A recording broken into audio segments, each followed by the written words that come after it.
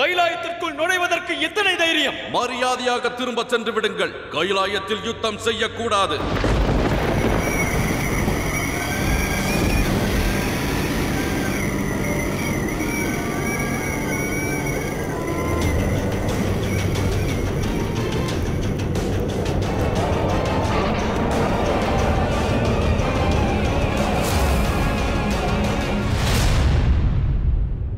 யுத்தத்தின் ஆரம்பத்தை எப்பொழுதோ கைலாயத்தில் ஆரம்பித்து விட்டோம்.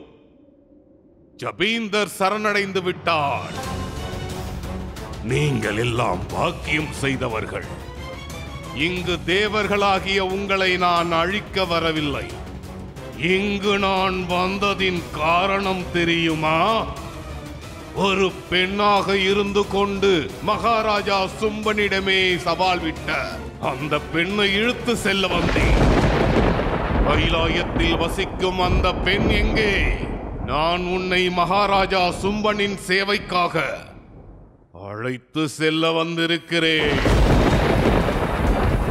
நான் என் மன்னவரின் உத்தரவுக்கு கட்டுப்பட்டு உன்னை அவரிடம் அழைத்துச் செல்வேன். அனைவரையும் அழித்து உன்னை எடுத்துச் செல்வேன். இதை கேட்டதும் உங்கள் மனதில் குரோதம் எழவில்லையா லக்ஷ்மி? முயற்சி செய்யுங்களேன். தங்களுக்குள் ஒளிந்திருக்கும் சக்தி வெளிவர வேண்டும். துஷ்டனே, நந்தியை மீறி என் தாயின் நிழலை கூட நெருங்க முடியாது. தாக்குங்கள்!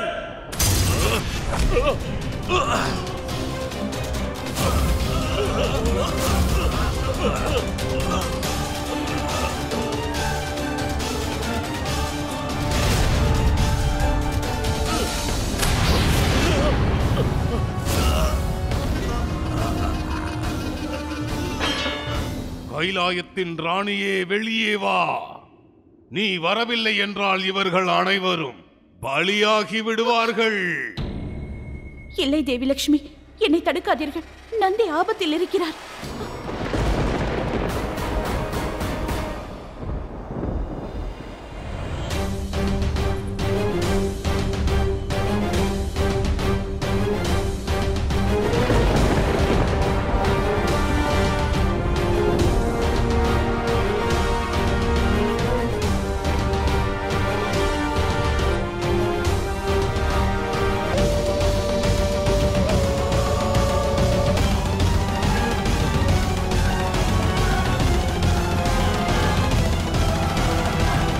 மகாராஜா சும்பனின் ஆசை உயர்வானதுதான். ஏனென்றால் உன்னை போன்ற ஒரு பெண்ணால் தான் ராஜ்யத்தை அழகு செய்ய இயலும். இந்த விஷயத்தை உன் சகோதரன் விஷ்ணுவும் ஏற்றுக்கொண்டார்.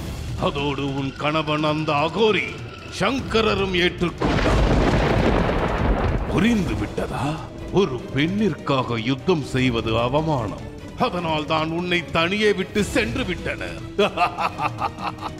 எது எப்படி இருப்பினும் அந்த அகோரி உனது கணவனாக இருக்கும் தகுதியை இழந்து விட்டார்.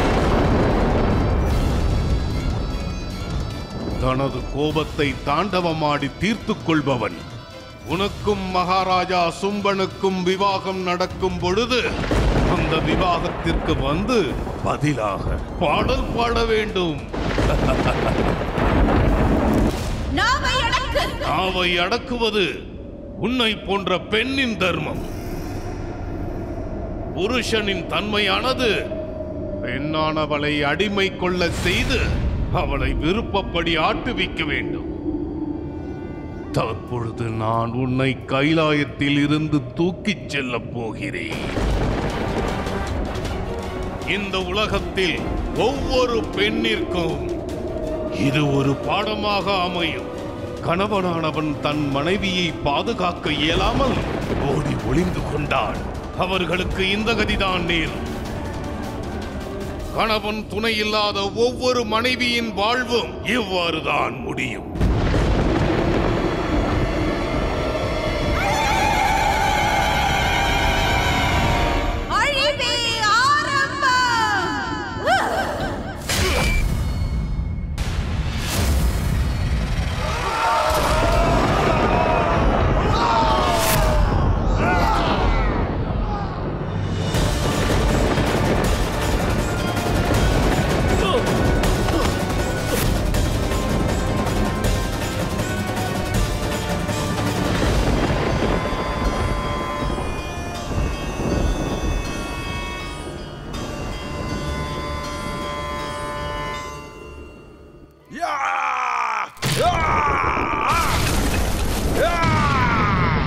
இது குரோதம் செய்ய வேண்டிய சமயம் அல்ல.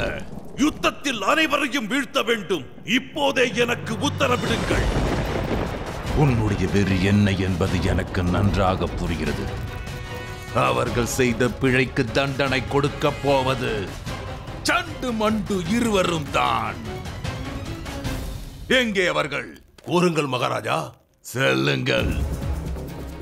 உங்களது சக்தி என்ன என்பதை வெளிப்படுத்துங்கள். அந்த பார்வதியை இங்கே இழுத்து வாருங்கள். அவளது பெரும் சக்தியானதை நான் காண வேண்டும்.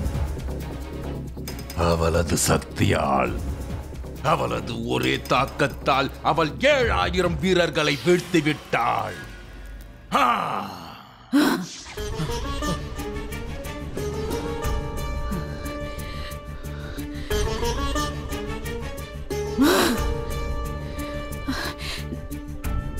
நான் கூறுவதை கேளுங்கள். அதை செய்தது நான் அல்ல. அது நிச்சயமாக மகாதேவரின் வில்வ இலையின் சக்திதான். அன்னையே, தவறாக எண்ண வேண்டாம். மீண்டும் ஒரு முறை முயற்சி செய்து பாருங்கள். முயற்சித்து பாருங்கள்.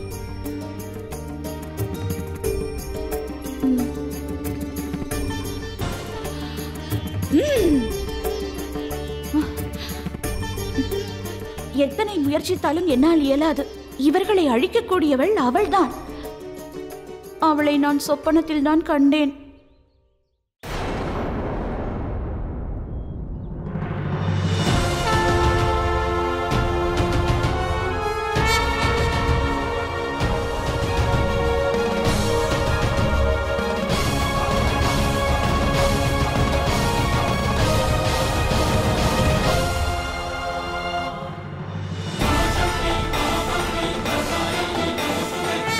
தாங்கள் கனவில் கண்டது எங்களை அல்ல பார்வதி தேவி.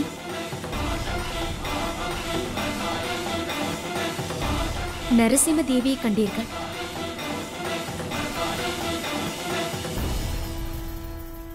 நமது லோகத்தை அழித்தவர்களை அழிக்காமல் இங்கிருந்து செல்ல போவதில்லை. இப்பொழுது எனக்கு புரிகிறது மகாதேவர் இந்த வில்வ இலையை எதற்காக கொடுத்தார் என்று. இந்த சக்தியின் மூலம்தான் மகாயுத்த தேவி வந்துவிட்டாள். நிச்சயமாக இவள்தான் அந்த மகாதேவி. தாங்கள்தான் இந்த யுத்தத்தில் எங்கள் அனைவரையும் காக்க வேண்டும் தேவி.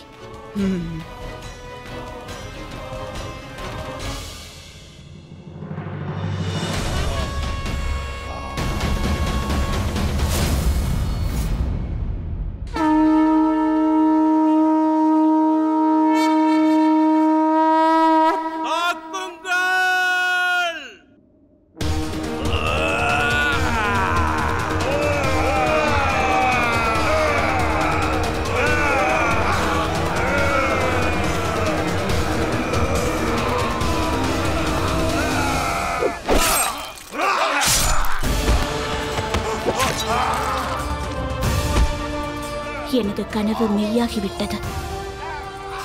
நரசிம்ம தேவியே அந்த மகாதேவி.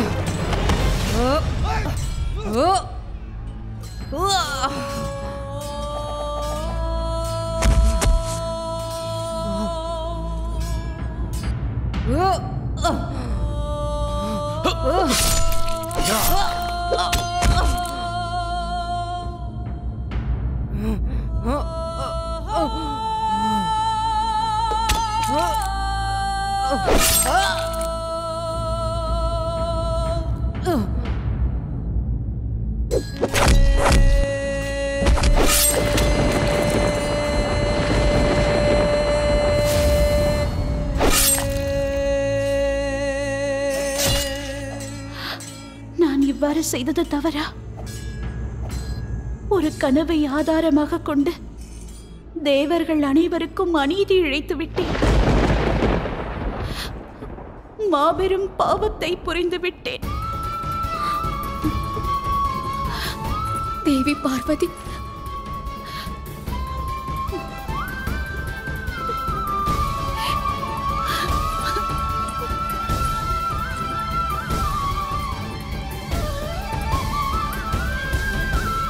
இப்போது என்ன செய்வது? தேவர்களை கொல்வதில் எந்த ஆனந்தமும் இல்லை. இருக்கட்டும். இப்பொழுது நம்முடைய லட்சியம் தேவர்கள் அல்ல, அவர்களுடைய மனைவி. ஏன் தெரியுமா? நாம் செய்த இந்த யுத்தத்தின் மூலம் நமக்கு நிச்சயம் சந்தோஷம் கிட்ட வேண்டும். ஓ, முதலில் அந்த நாராயணனின் மனைவியை அழைத்து வாருங்கள். அவன்தான் நம் பரம எதிரி.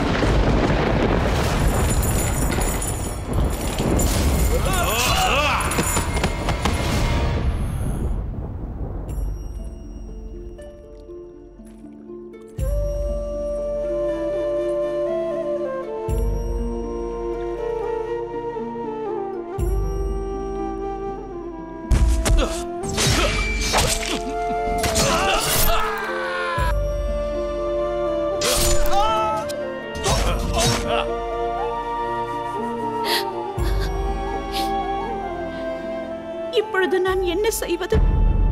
எப்பொழுது அனைத்தும் முன்வசமில்லை என்று உனக்கு தோன்றுகிறதோ அப்பொழுது இந்த வில்வ இலையை திறந்து பார்.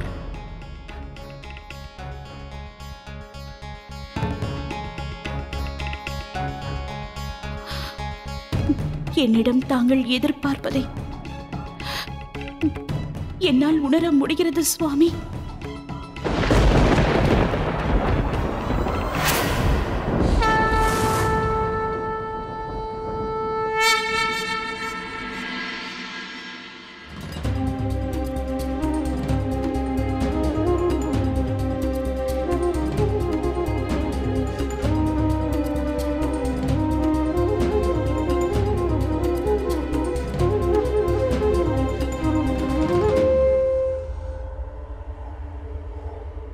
கஸ்தூரி,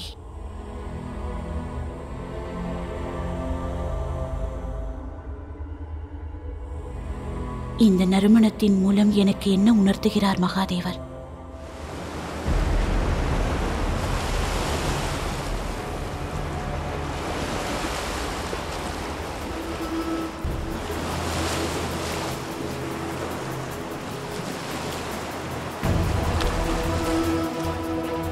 சங்கடம் வரும் வேளையில் பெண்ணானவள் எதற்காக பதியை நாட வேண்டும்?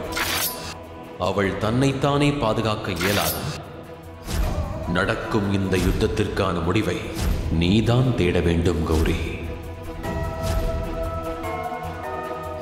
நீ இந்த சிவனின் ஒரு பாதி, சங்கரனின் அர்த்தநாரி. உன்னை பற்றிய உண்மையை நீ அறியும் பொழுது அனைத்துமே சுகமாக மாறும். குற்றம் புரிபவர்களை கண்டு பெண்ணானவள் பொங்கி எழ முடியாதா? அந்தமே ஆரம்பமாகும்.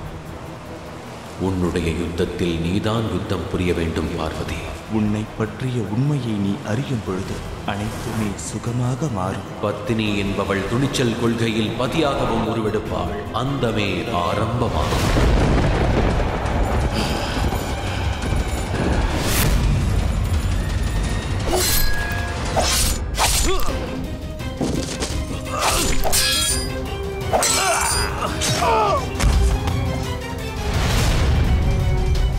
சீக்கிரம் லட்சுமியை இழுத்து வா.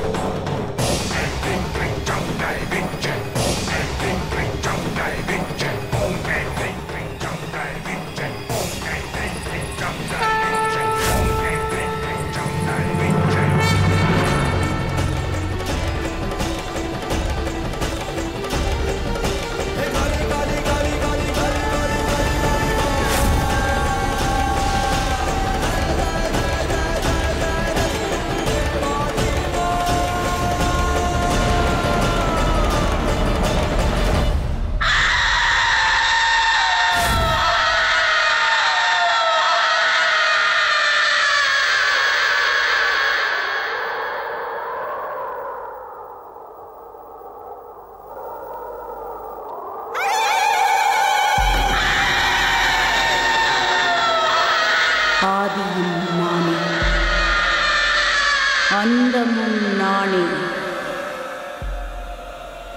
காளியும் நானே.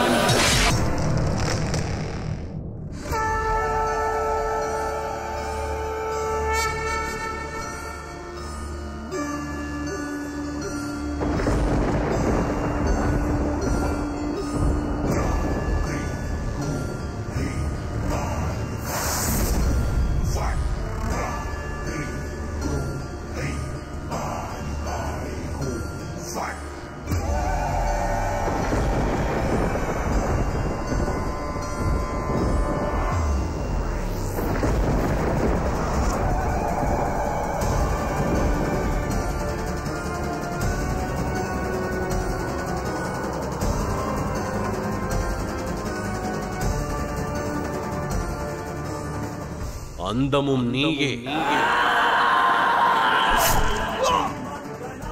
ஆரம்பமும் நீயே, பிரகாசமும் நீயே,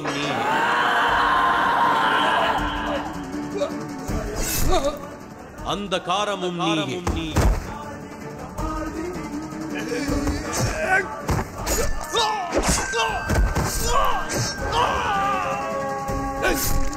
சிறு அணுவும் நீயே, பிரம்மாண்டமும் நீயே, கர்மமும் நீயே,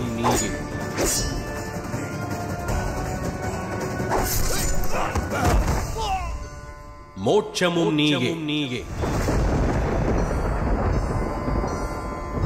காளியும் நீயே,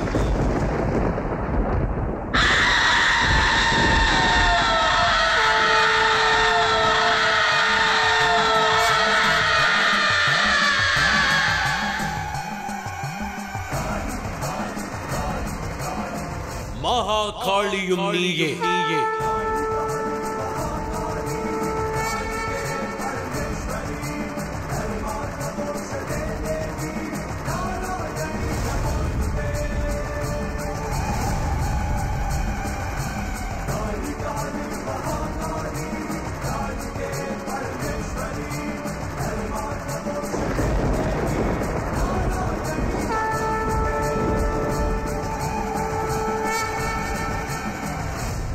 பாவம் தேவர்கள் நம்மை அழிப்பதற்கு பூக்களை பறிக்கும் பெண்களை அனுப்பியிருக்கிறார்கள்.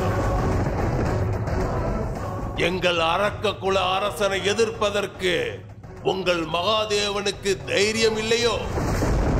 எங்களை போன்ற அரக்கர்களை அழிப்பதற்கு பெண்ணை அனுப்பியிருக்கிறான். மிகவும் பராக்கிரமசாலிதான்.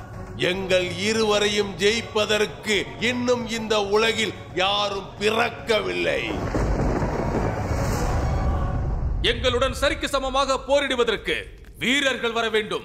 விரல்களில் மருதாணியிடும் அப்பாவி பெண்கள் அல்ல. பெண்மை மென்மையானவள், ஆகையால் தான் அவள் ஆண் துணையோடு இருக்கிறாள். அவள் யுத்தத்திற்கு தகுதி இல்லாதவள். ஒரு பெண்ணானவள் கணவனை மகிழ்ச்சி அடைய வைக்க வேண்டும். பணிவிடை செய்து உபசரித்து, அதோடு உனக்கு இப்போது புரிந்திருக்குமே, தேவர்களால் எதுவும் செய்ய இயலவில்லை. அந்த சிவனே அமைதியாக இருக்கிறார். அப்பாவி பெண், நீ என்ன செய்ய போகிறாய்?